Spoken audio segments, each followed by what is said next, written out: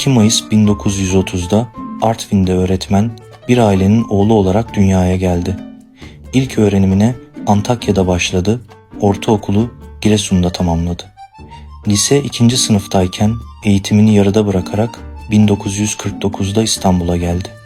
1950'li yılların başlarında Baba ressamlık yaparken aynı zamanda Ses Tiyatrosu'nda dekor yardımcılığı yaptı.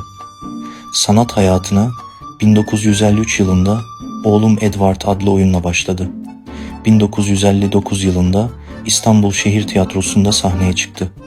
Yeşilçam sinemasında eğlenceli, kötü adam rolleriyle kısa zamanda tanındı ve önemli bir oyuncu oldu.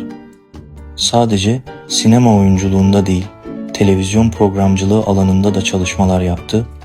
11 Ocak 1999'da İstanbul'da hayatını kaybetti.